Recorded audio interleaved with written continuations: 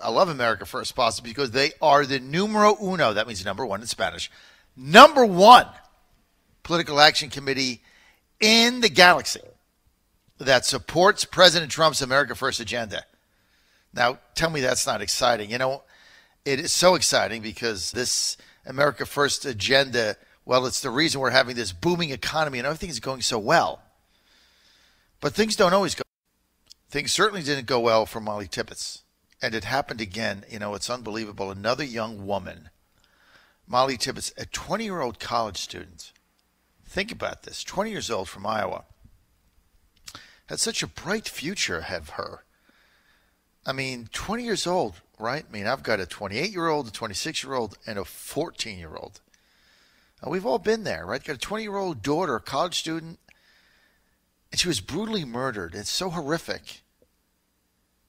And an illegal alien reportedly confessed to the murder. Now, yet another life has tragically been cut short because of an immigration system that is failing us. Now, how many more American lives like Molly Tibbetts are going to be lost before the U.S. Congress actually does something and takes action to overhaul our broken system? Make no mistake, the brave men and women of ICE and our Border Patrol are heroes. On the front lines, they protect our homeland. They keep us safe day in and day out. But they can't bear the burden of ending illegal immigration alone. Congress must step up and fund a border wall and put an end to deadly sanctuary cities. Now, call your representatives and senators today and tell them to fully fund the wall. For more information, go to americafirstpolicies.org. That's americafirstpolicies.org.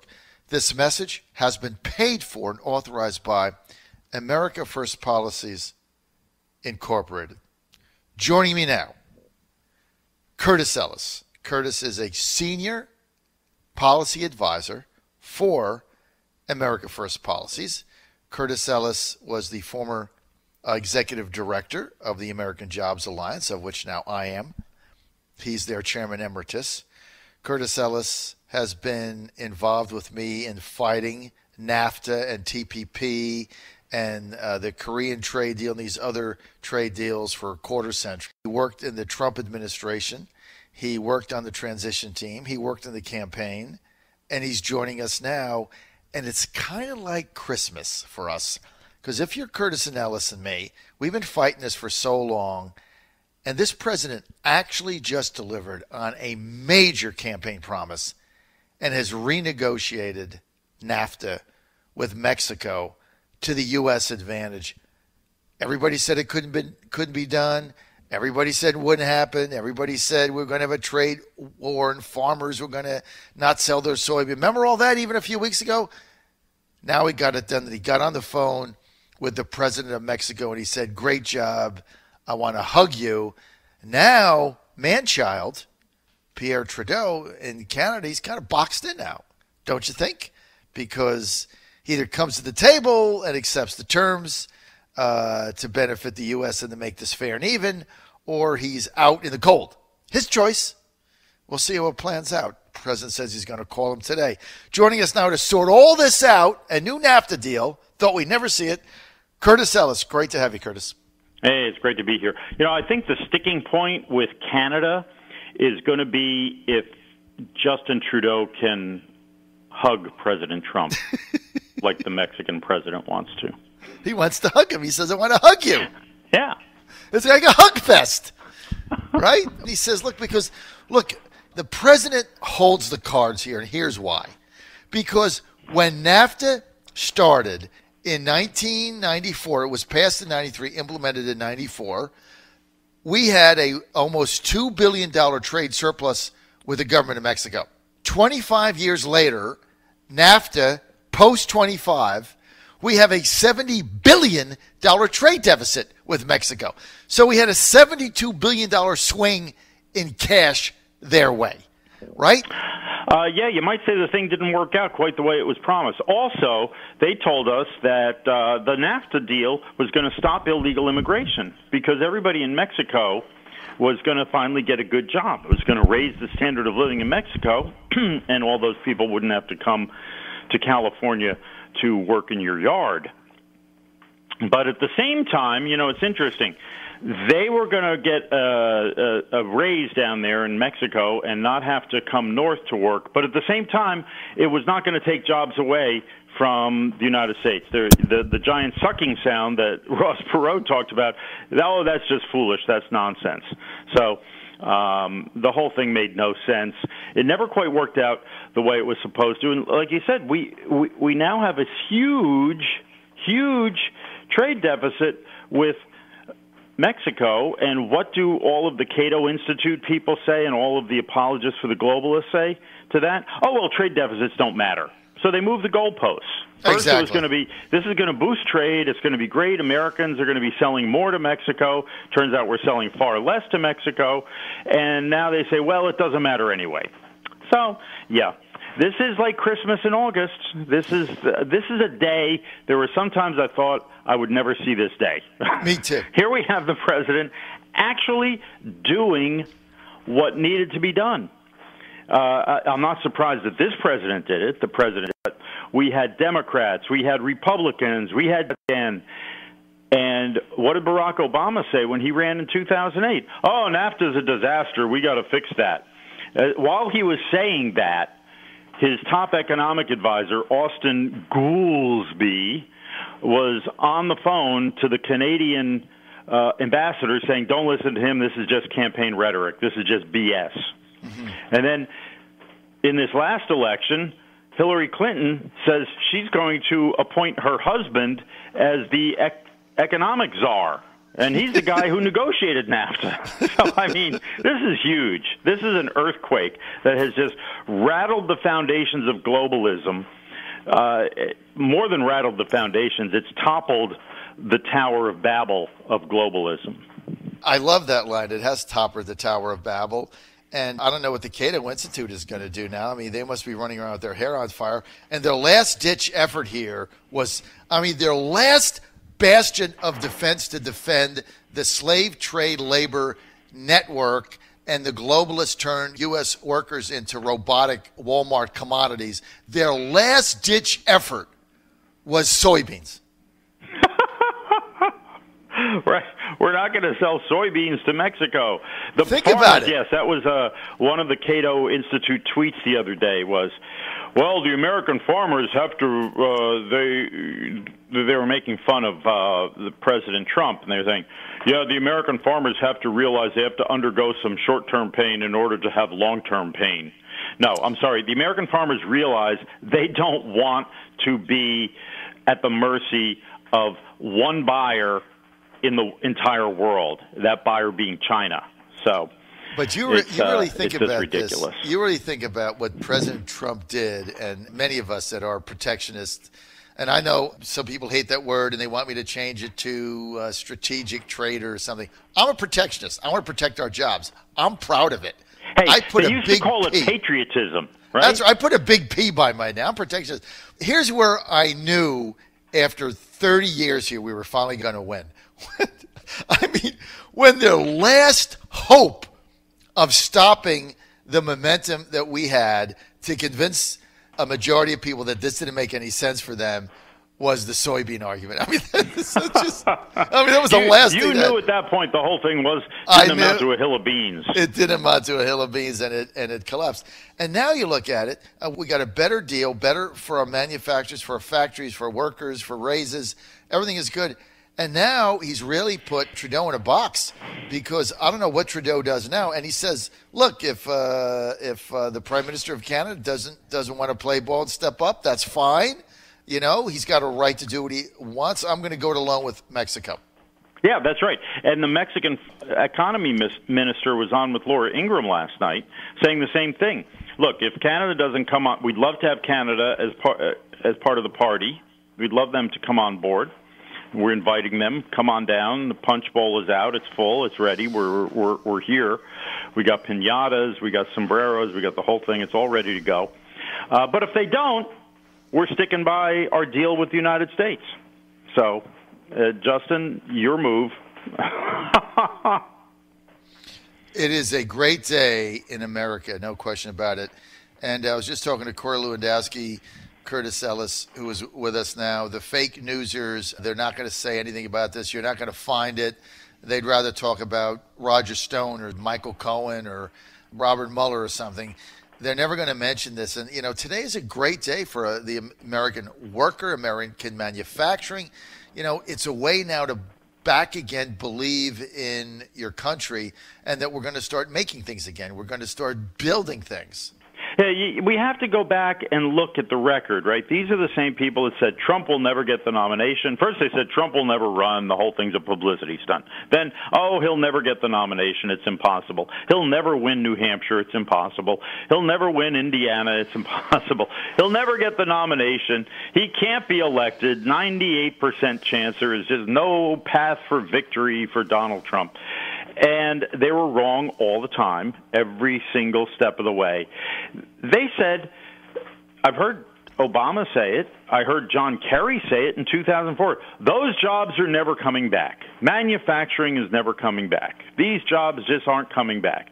They accept the corporate globalization, the corporatist globalization, as some type of metaphysical inevitability, right? I mean, this is what Obama said when he was running, when he was at that fundraiser in Pennsylvania, and he said, the people, they just can't adjust to the immigration, and they can't adjust to the free trade, and their jobs going away, and that's why they bitterly cling to guns and Bibles. As though, folks, we make decisions. We get to decide whether those jobs are coming back. We get to decide whether we're going to dissolve our borders and dissolve our country and just sink into the glop of some global economy that's ruled by some mysterious force in Goldman Sachs' corner office. I mean, they have us believing in the Wizard of Oz. Don't pay attention to that man behind the screen who's named Goldman, or maybe his name is Sachs. I don't know. Or maybe it's Sachs Goldman, but whatever it is, look, what Lower Manhattan wanted to do here and the whole globalist agenda, and remember, Cato Institute and Heritage Foundation, they're all nice people, but let's just be candid and clear. They're funded. They are think tanks funded by the Wall Street Globalist Network. That's how they stay in business. That's how they pay their people. Well, so let's just stop the nonsense. That's right. Okay? And then we learned this week that these other great, beautiful think tanks that are just so disinterested and objective and all-wise and all-knowing, like the Brookings Institute, and go down the line, they're funded by China. China is paying them. The Central Committee of the Chinese Communist Party has a United Front Department. And what the United Front Department does is funnel money to think tanks in Washington to parrot the pro-China line, the pro-China communist line. And what is the Chinese Communist Party line? Globalization is good, and China is the defender of free trade, and we must have globalization. That's the historic inevitability. See, and this goes right back to the original Marxist line. Marxism talked about the historic inevitability of communism. Substitute globalization for communism, and you get the neo-Marxist line coming out of the Chinese Communist Party. That is, the neo-Marxist line is right up there with soybeans. I tell you what, it's a great line soybeans. For the day. Well, because they love soy sauce in China. We're with Curtis Ellis. Curtis is a senior policy advisor for America First Policies and has been on the forefront fighting these trade deals with me for a quarter century, NAFTA, TPP, the Korean trade deal, the WTO, the whole bit. We were right. They were wrong. All the facts are in. It's been a catastrophe. It's been a disaster. And now the president is finally changing it. We never thought we'd see this day, so it's kind of like Christmas for us here in August. Curtis, let's go forward now. Yes. Let's talk about the Chinese tariffs. The success the president just had, I don't see him backing off on these tariffs. And remember, we have a $550 billion trade deficit with China. So that's just so everybody understands what that means. That means $550 billion more U.S. dollars are flowing to Beijing than Beijing is flowing to Washington. All right, $550 billion. That's cash. They need that cash, right? The tariffs that they keep doubling down on threatens that $550 billion. It could go to zero, right? We don't need their consumers. They don't buy anything from us. That's right. They don't buy anything from us. So every time we put tariffs on their goods, the Chinese turn around and put tariffs on something from us, an equal amount of tariffs. Well, they're going to run out of ammunition, right? They're going to run out of poker chips. They can't see us. We can keep raising the stakes, and they're going to run out. They don't have anything to put tariffs on because they don't buy anything from us. Bingo. Thank you. Thank you. So every time they say they're doubling down with another, $50 billion, I laugh, and I'm like, $50 billion on what? Oh, let's get back. Soybeans. Let's get back to the soybeans now, okay? Yeah. The entire world market is going to crash over soybeans grown in Kansas. I mean, give me a break here. This is so ridiculous. And they don't have anything to put tariffs on. They don't buy anything. So they're after the $550 billion from us. As that door closes, I mean, their economy, they're going to have to make that $550 billion up. That's a lot of money on an annual basis to make up. That's right. And they have to have this constant economic growth, and they have to completely and continuously keep exporting more to keep their factories humming, or the people in China are going to get very upset. They're going to get very upset because they've been promised by the Chinese Communist Party an ever-increasing standard of living.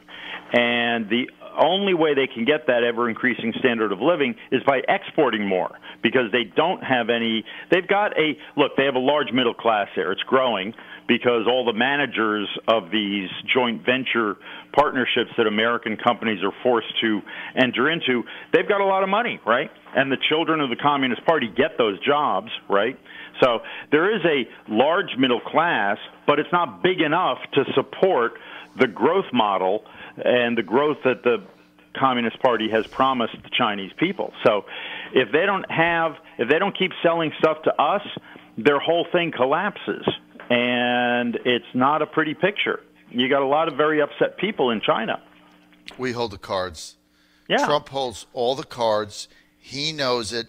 That's why every time they double it and he doubles down again, he laughs, because he knows he's in a game where mathematically he can't lose. And I like the odds when you're in a game you can't lose. Ever been in one of those games? Yeah. Okay? Right? I'm a basketball coach. I like playing teams that I know can't beat me, all right? They try to run, we can run faster. They try to go inside. I got 8 guys that can hit threes. So they can't win. Trump can't lose this battle.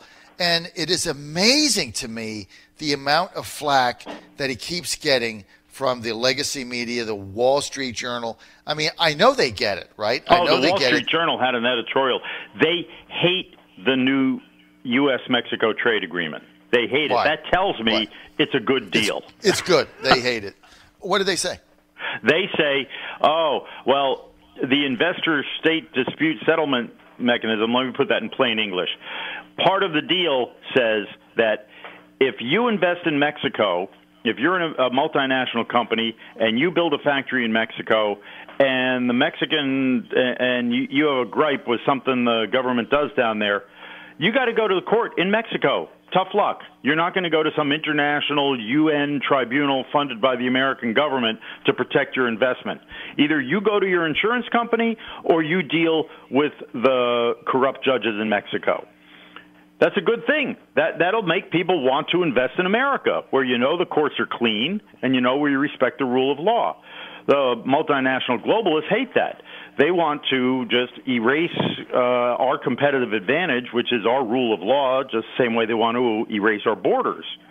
So the Wall Street Journal says, that's terrible. That's terrible, getting rid of this dispute settlement deal. It's a horrible thing. So that tells me right there it's a good deal. And they say the idea of paying people at least $16 an hour to work to build the cars that are going to be sold here, that's unenforceable. That's a horrible deal. You know, President Trump just gave the Mexicans a pay raise, right? Because it doesn't say those people earning $16 an hour have to live in the United States. So we're now going to have the people of Mexico wanting to vote for President Trump. Maybe that's going to increase illegal immigration. They're all going to come here so they can vote for President Trump. I don't know, but or maybe it'll be the opposite, right? Maybe we'll have U.S. workers out of jobs on the border that want to go work for $16 an hour in the Mexican plant, or maybe where it'll just dollar stop will them. go further, right? If you Where get their paid dollar will go $16 further. an hour in Mexico, you're doing pretty good, you know. But look, I mean, if you think about this $16 an hour thing, and I love this. Here's what the president says. Look, I get it. You have a right to build factories like I do. I get it. But I got to pay, you know, the U.S. worker makes way over $16 an hour. But you're paying him $3. Right? So they're basically, it's slave labor. It's what you and I have been saying for 30 years. Yeah. So now he's saying you got to pay him $16 an hour. And she's saying it's, the Wall Street Journal says it's unenforceable. Well, that's like saying the minimum wage is unenforceable. I mean, it's not. They have to pay him $16 an hour, period. Instead of the way it used to be under the existing NAFTA and all of these other stupid trade agreements like the Central America Free Trade Agreement, which has labor provisions. Oh, yes, they've got to treat their workers well. This is what all the Democrats negotiated. They've got to have labor provisions that they're going to treat their workers well. And then if there's a problem that, well, we don't think they're living up to that part of the agreement, we got to go. What do? You'd go to some international court that's stacked against you, unenforceable, no way to do it. The whole thing is just a lawyers make work for lawyers. Because we took Guatemala before one of these courts, nothing happened. You can't. It's ridiculous. $16 an hour. You either pay it or they don't build a car. It's very simple.